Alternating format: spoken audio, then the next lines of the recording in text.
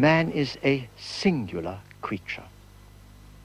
He has a set of gifts which make him unique among the animals, so that, unlike them, he is not a figure in the landscape, he is the shaper of the landscape.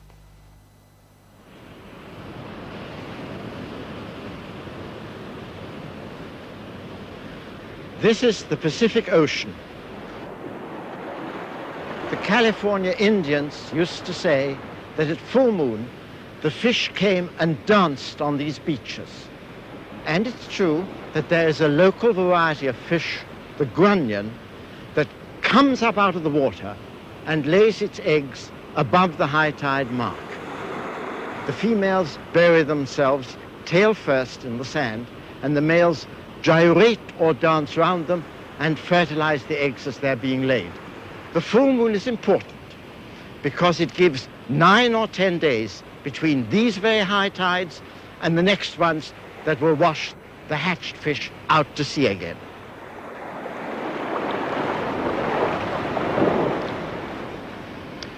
Every landscape in the world is full of these exact and beautiful adaptations by which an animal fits into its environment like one cogwheel into another.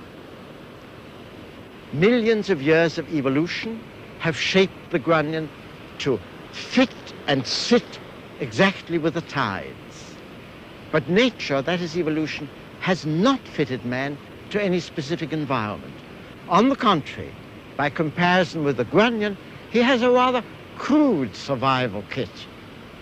And yet, this is the paradox of the human condition, one that fits him to all environments. His imagination, his reason, his emotional subtlety and toughness make it possible for him not to accept the environment, but to change it. And that series of inventions by which man from age to age has remade his environment is a different kind of evolution, not biological, but cultural evolution. I call that brilliant sequence of cultural peaks the Ascent of Man.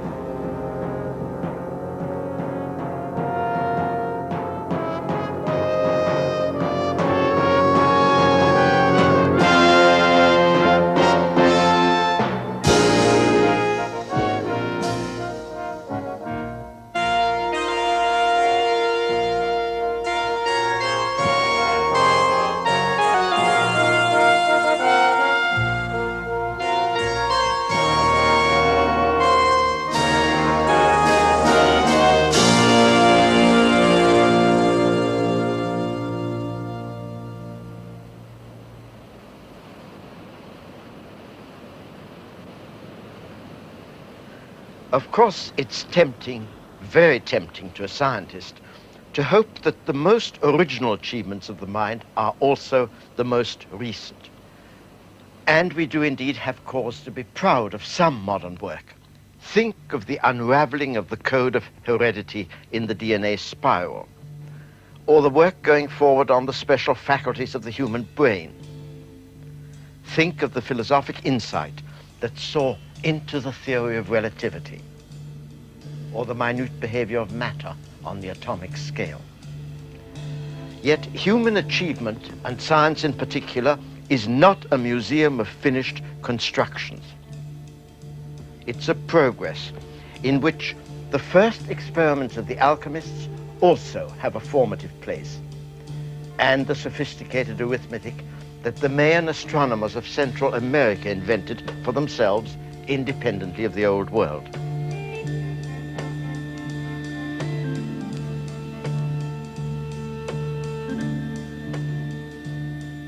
The stonework of Machu Picchu in the Andes and the geometry of the Alhambra are constructions as arresting and important for their peoples as the architecture of DNA for us. In every age there is a turning point, a new way of seeing and asserting the coherence of the world. It's frozen in the statues on Easter Island that put a stop to time. And in the medieval clocks in Europe that once also seemed to say the last word about the heavens forever.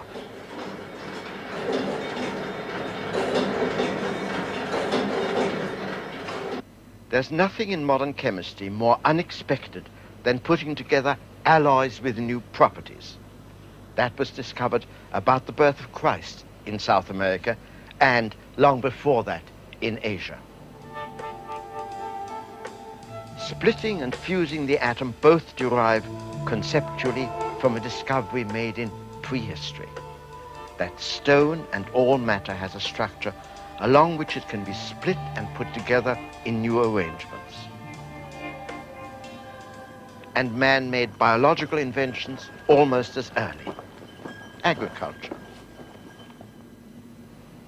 The domestication of wild wheat, for example, and the improbable idea of taming and then riding the horse.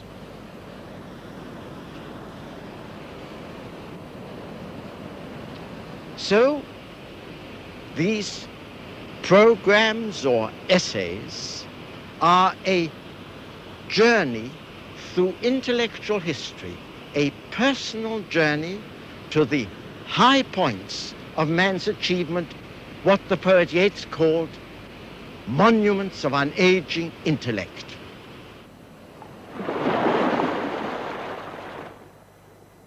Where should one begin? With the creation of man himself. Charles Darwin pointed the way. It's almost certain now that man first evolved in Africa near the equator. This is a possible area. The valley of the river Omo in Ethiopia near Lake Rudolph. The ancient stories used to put the creation of man into a golden age and a beautiful, legendary landscape. If I were telling the story of Genesis now, I should be standing in the Garden of Eden. But this is manifestly not the Garden of Eden. And yet I am at the navel of the world, at the birthplace of man here in the East African Rift Valley near the equator. And if this ever was a Garden of Eden, why, it withered millions of years ago. I've chosen this place because it has a unique structure.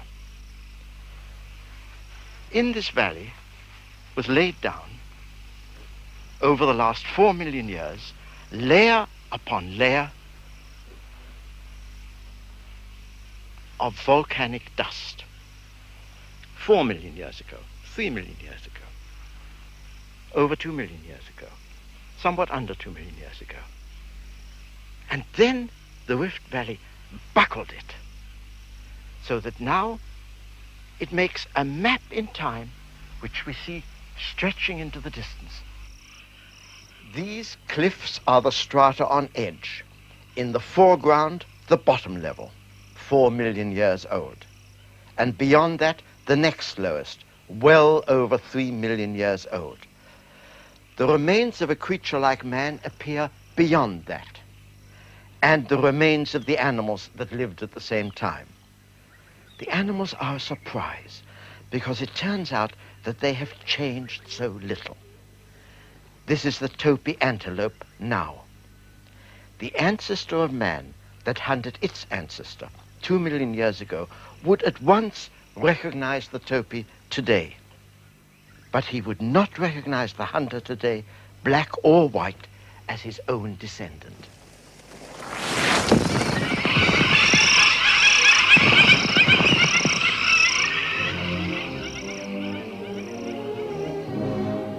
Among the animals, the hunter has changed as little as the hunted.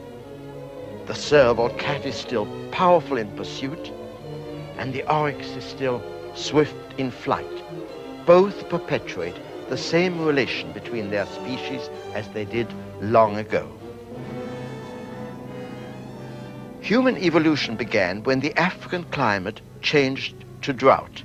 The lakes shrank, the forest thinned out to savanna. When animals like Grevy's zebra were adapted to the dry savanna, it became a trap in time as well as space. They stayed where they were and much as they were. The most gracefully adapted of all these animals is surely Grant's gazelle. Yet that lovely leap never took it out of the savanna.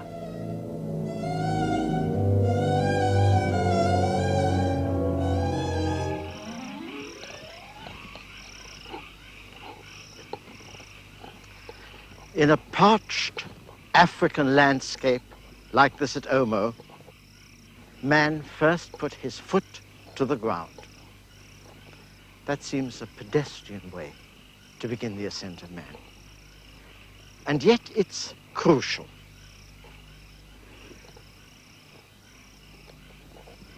Two million years ago, the first certain ancestor of man walked with a foot which is almost indistinguishable from the foot of modern man. The fact is that when he put his foot on the ground and walked upright, man made a commitment to a new integration of life, and therefore of the limbs. The one to concentrate on, of course, is the head. This is what it looked like just over 2 million years ago. It's a historic skull. It wasn't found here at Omo, but south of the equator, at a place called Tong, by an anatomist called Raymond Dart. It's a baby, 5 to 6 years old, and the skull has been badly twisted. Yet Dart instantly recognized two extraordinary features.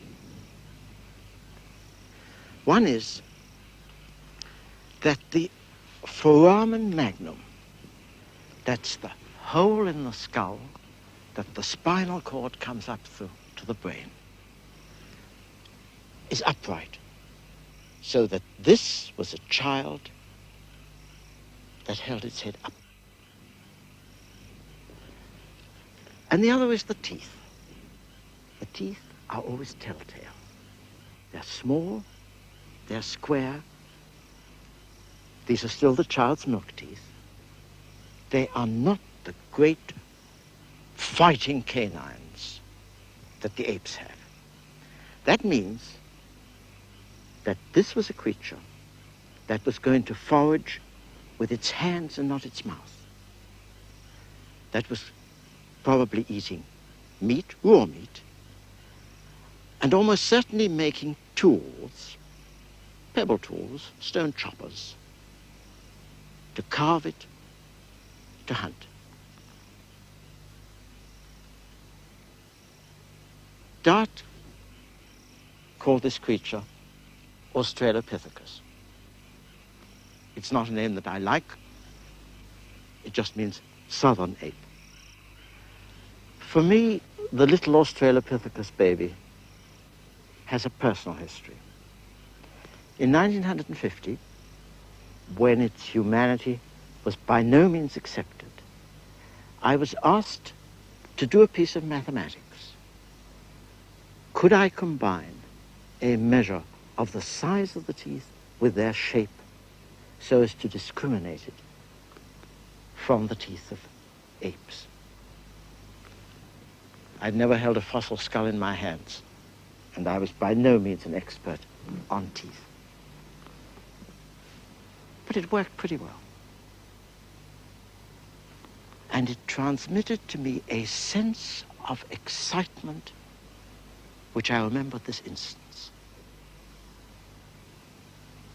I, at over 40, having spent a lifetime on doing abstract mathematics about the shapes of things, suddenly saw my knowledge reach back 2 million years and shine a searchlight into the history of man. That was phenomenal.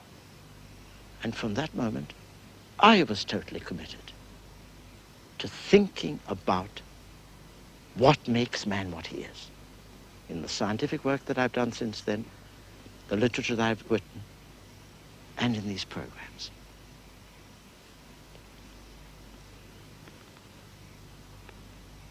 I don't know how the tongue baby began life, but to me, it still remains the primordial infant from which the whole adventure of man began.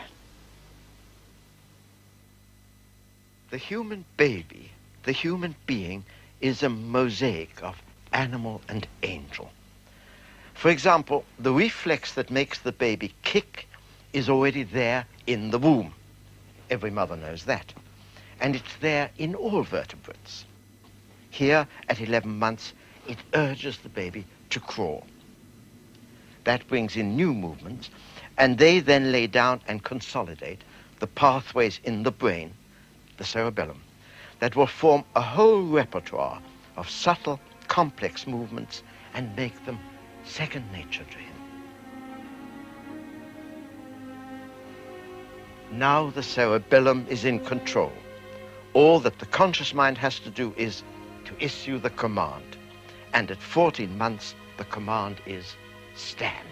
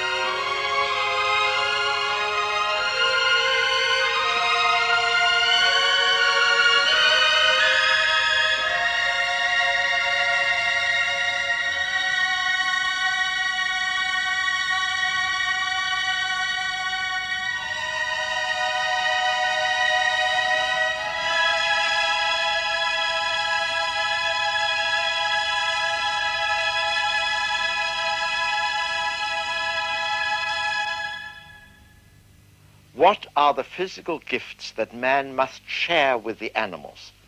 And what gifts make him different? The starting response of the runner is the same as the flight response of the gazelle. He seems all animal in action. The heartbeat goes up. The heart is pumping 5 times as much blood as normal, and 90% of it is for the muscles. He needs 20 gallons of air a minute now to aerate his blood. That shows up as heat in infrared films. The blue or light zones are hottest, the red or dark zones are cooler. The main chemical action is to get energy for the muscles by burning sugar there. But 3/4 of that is lost as heat.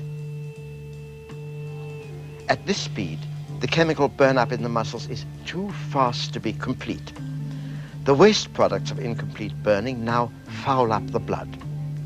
This is what causes fatigue and blocks the muscle action until the blood can be cleaned with fresh oxygen.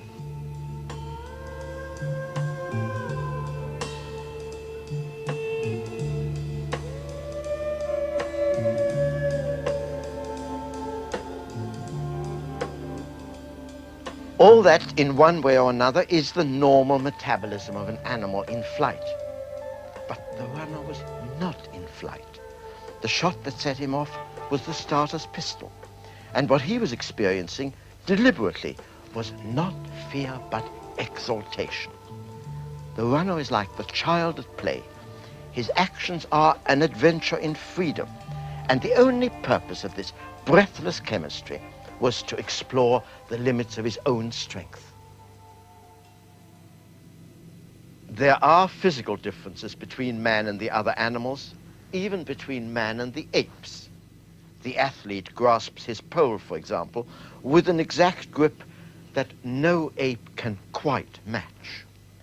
Yet, such differences are secondary by comparison with the overriding difference, which is that the athlete is an adult whose behavior is not driven by his immediate environment. In themselves, his actions make no practical sense at all. They are an exercise that is not directed to the present.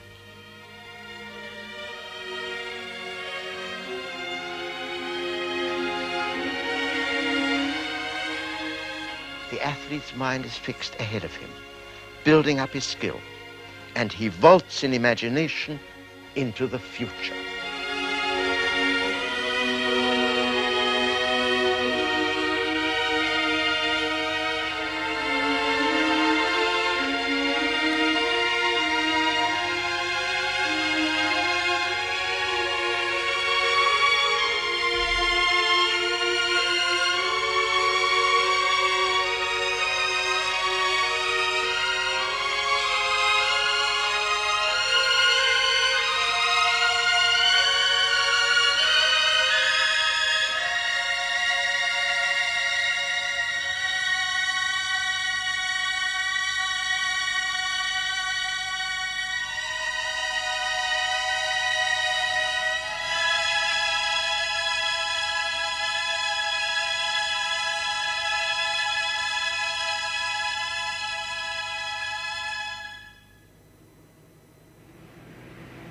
The pole vaulter is a capsule of human abilities.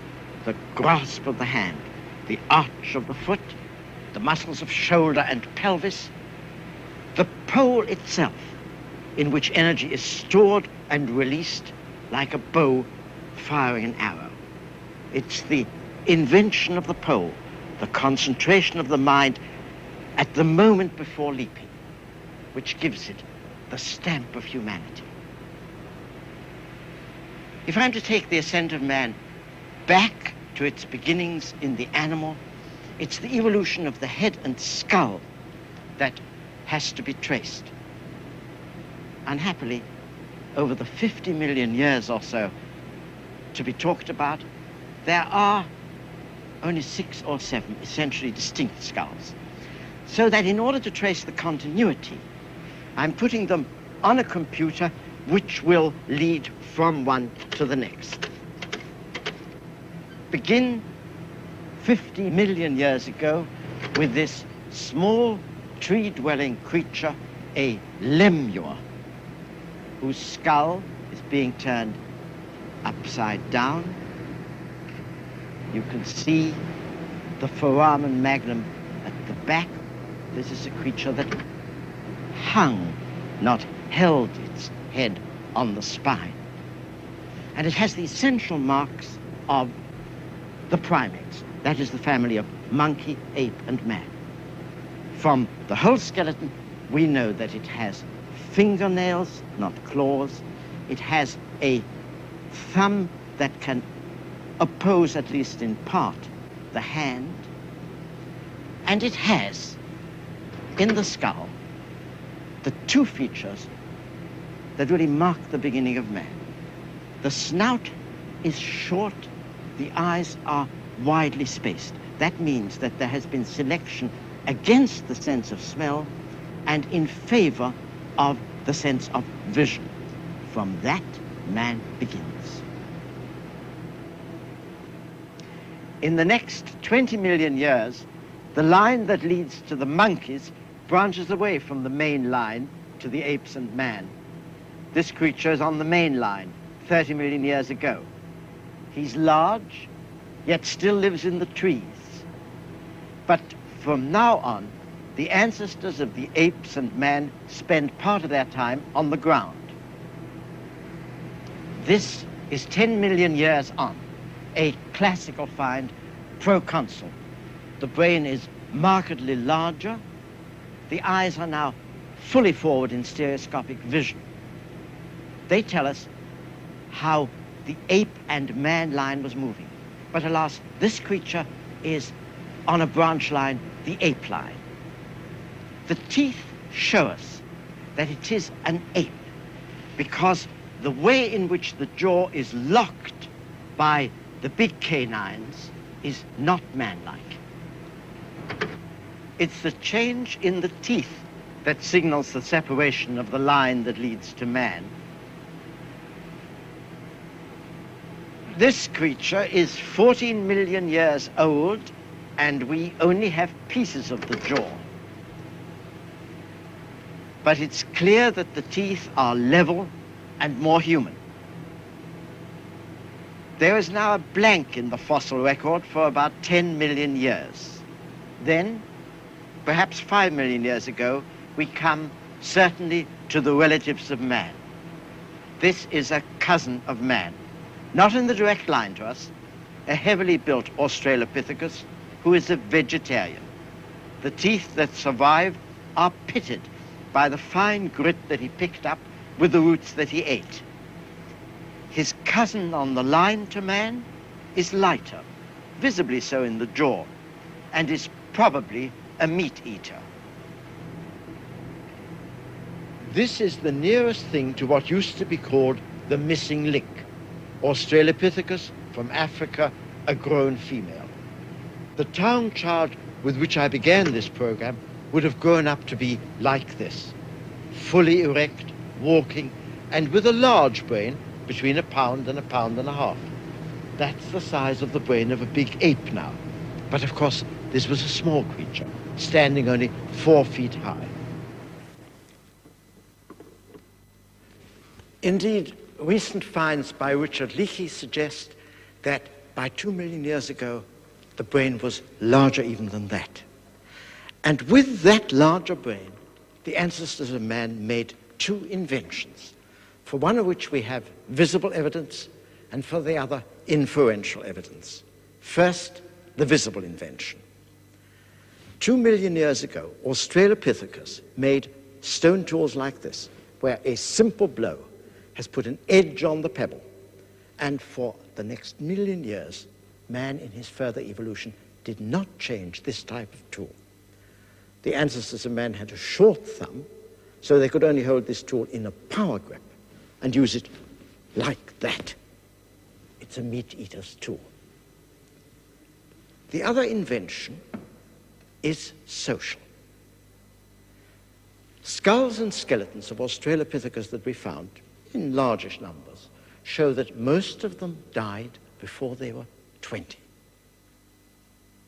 That means that there must have been many orphans. And Australopithecus must have had a long childhood, as all the primates do. By the age of 10, they were still children.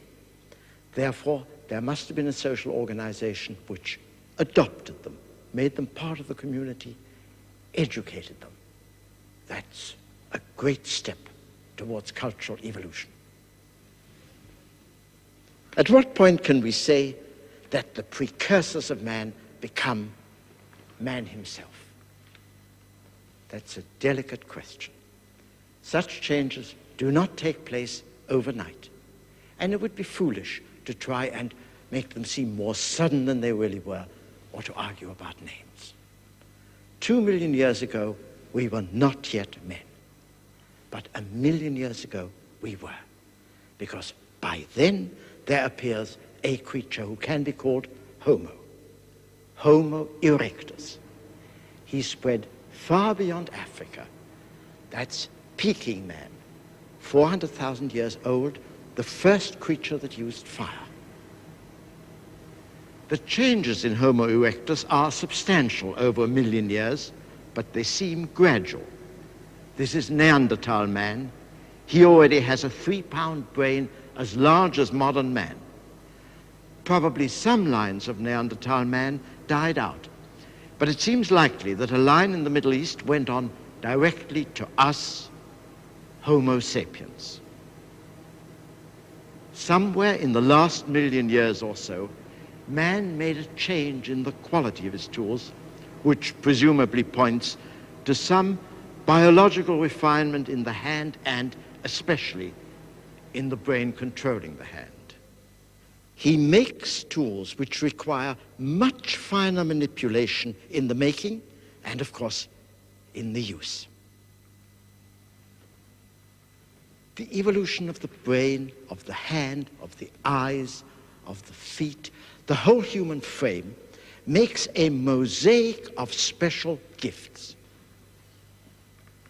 Man is not the most majestic of the creatures. Long before the mammals even, the dinosaurs were far more splendid. But he has what no other animal possesses, a jigsaw of faculties which alone, over 3,000 million years of life, make him creative. Every animal leaves traces of what it was. Man alone leaves traces of what he created.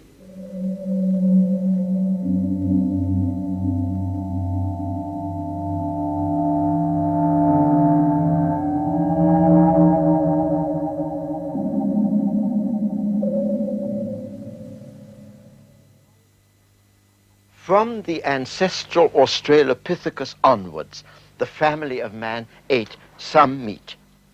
Small animals at first, larger ones later.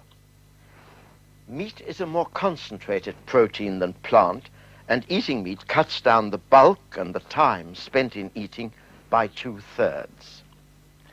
But a slow creature like man can stalk, pursue, and corner a savanna animal that is adapted for flight only by cooperation. Hunting requires conscious planning and organization by means of language, as well as special weapons. The hunt is a communal undertaking, of which the climax, but only the climax, is the kill.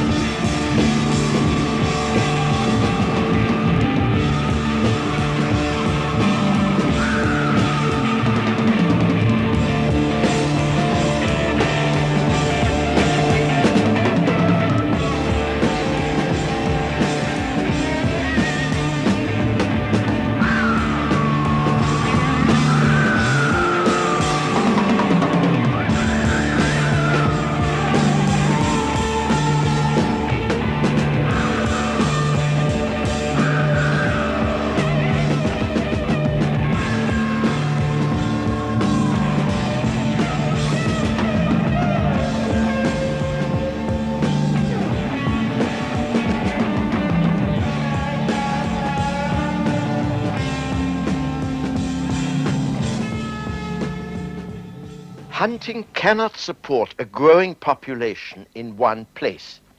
The limit for the savanna was not more than 2 people to the square mile. At that density, the total land surface of the Earth could only support the present population of California, about 20 millions, and could not support the population of Great Britain. The choice for the hunters was brutal: starve or move. They moved away over prodigious distances. By 1 million years ago, they were in North Africa. By 700,000 years ago, they were in Java. By 400,000 years ago, they had marched north to China in the east and Europe in the west. These incredible migrations made man, from an early time, a widely dispersed species, even though his total numbers were quite small, perhaps 1 million. What is even more forbidding is that man moved into the north just when the climate there was turning to ice.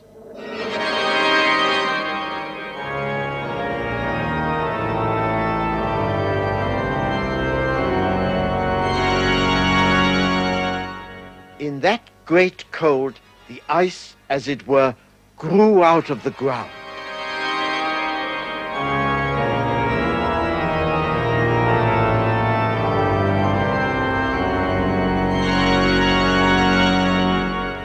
The northern climate had been temperate for immemorial ages, literally for several 100 million years. Yet just when Homo erectus settled in China and northern Europe, a sequence of 3 separate ice ages began. The first was at its fiercest when Peking man lived in caves 400,000 years ago. It's no surprise to find fire used in those caves for the first time.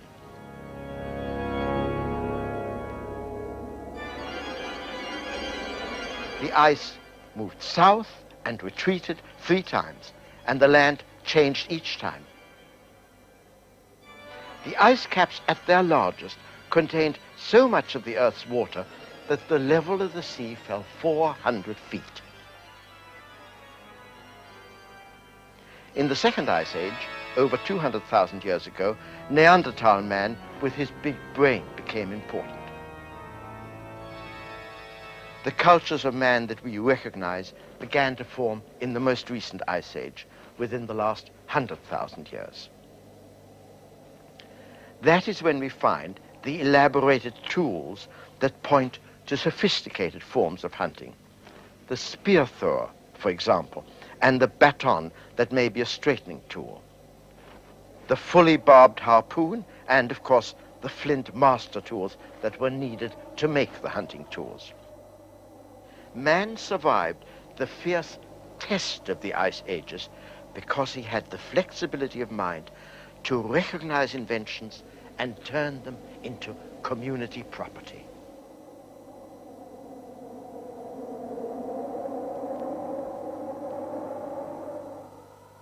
Evidently, the ice ages worked a profound change in the way man could live. They forced him to depend less on plants and more on animals.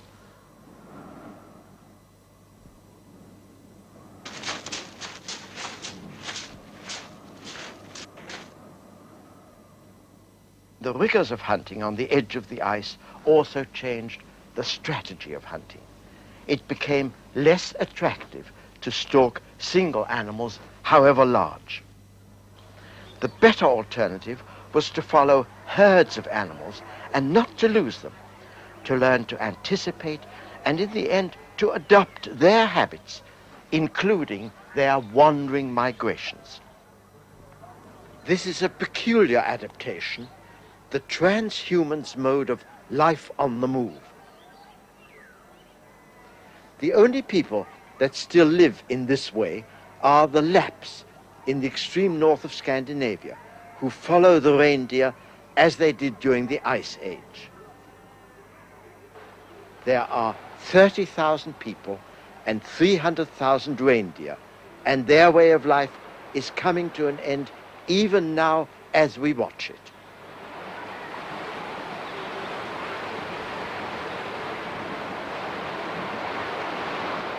The herds go on their own migration across the fjords from one icy pasture of lichen to another, and the Lapps go with them. But the Lapps are not herdsmen. They do not control the reindeer.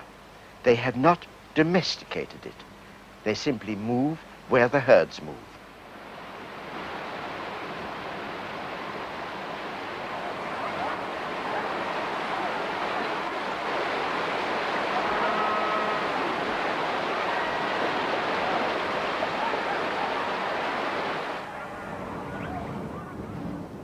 The Lapps have some of the traditional inventions for controlling single animals that other cultures also discovered. For example, they make some males manageable as draft animals by castrating them.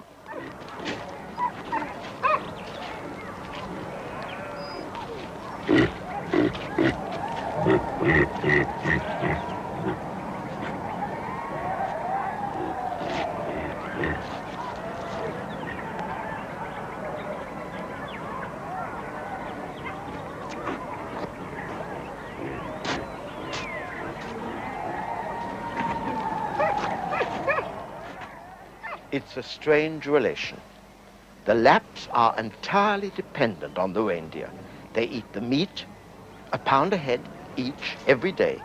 They use the sinews and fur and hides and bones. They drink the milk. They even use the antlers. And yet the Lapps are freer than the reindeer because their mode of life is a cultural adaptation and not a biological one. The adaptation that the Lapps have made, the transhuman's life on the move in a landscape of ice, is a choice that they can change. It's not irreversible as biological mutations are. Making a shelter from reindeer hides is an adaptation that the Lapps can change tomorrow. Most of them are doing so now. But you cannot change the color of your skin. Why are the Lapps white? Man began with a dark skin. The sunlight makes vitamin D in his skin, and if he'd been white in Africa, it would make too much. But in the north, man needs to let in all the sunlight there is to make enough vitamin D. And natural selection, therefore, favored those with whiter skins. The biological differences between different communities are on this modest scale. The Lapps have not lived by biological adaptation, but by invention, by the imaginative use of the reindeer's habits and all its products, by turning it into a draft animal, by artifacts and the sledge. Surviving in the ice did not depend on skin color. The Lapps have survived, man survived the ice ages by the master invention of all, fire.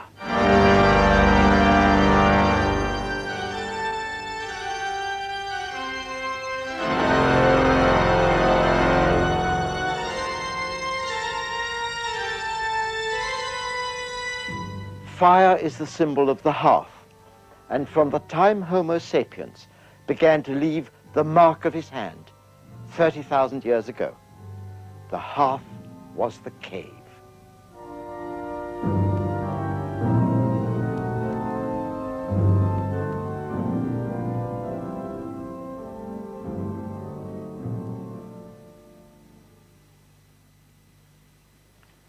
For at least 1 million years, man, in some recognizable form, lived as a forager and a hunter.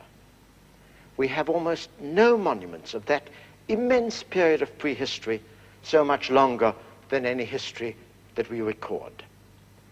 Only at the end of that time, on the edge of the European ice sheet, we find, in caves like Altamira here and elsewhere in Spain and southern France, the record of what dominated the mind of man, the hunter.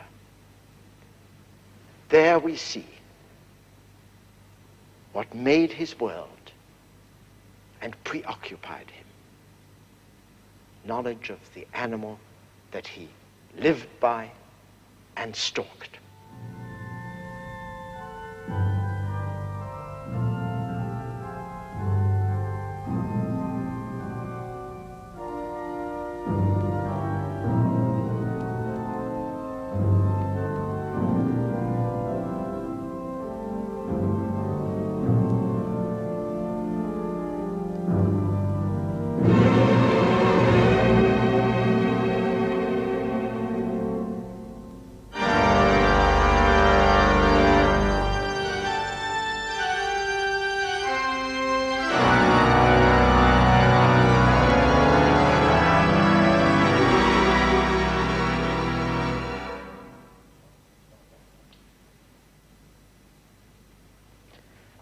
And yet when we reflect, what is remarkable is not that there are such few monuments, but that there are any at all. Man is a puny, slow, awkward, unarmed animal. He had to invent a pebble, a flint, a knife, a spear. But why to these scientific inventions, which were essential to his survival, did he from an early time add those arts that now astonish us?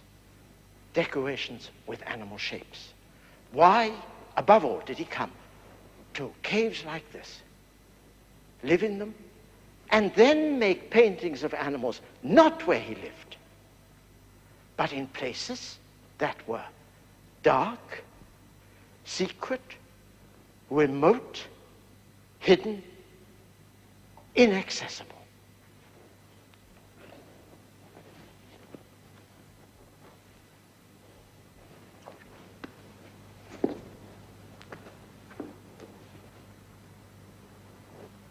The obvious thing to say is that in these places the animal was magical.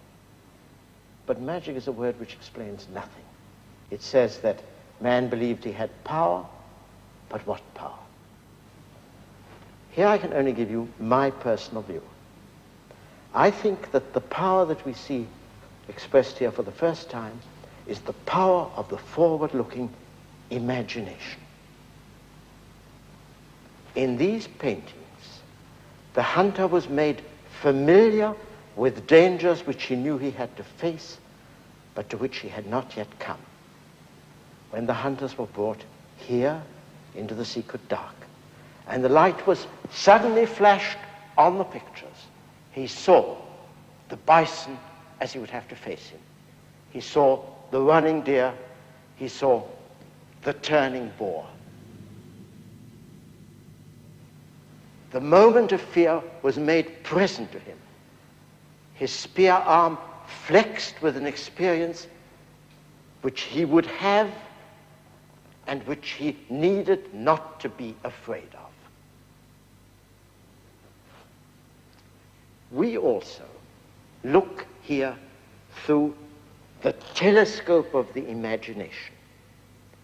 The imagination is a telescope in time. We are looking back at the experiences of the past. The men who made these paintings, the men who were present, looked through that telescope forward. They looked along the ascent of man, because what we call cultural evolution is essentially a constant growing and widening of the human imagination. The men who made the weapons and the men who made the paintings were doing the same thing, anticipating a future as only man can do, inferring what is to come from what is here. All over these caves, the print of the hand says that. This is my mark. This is man.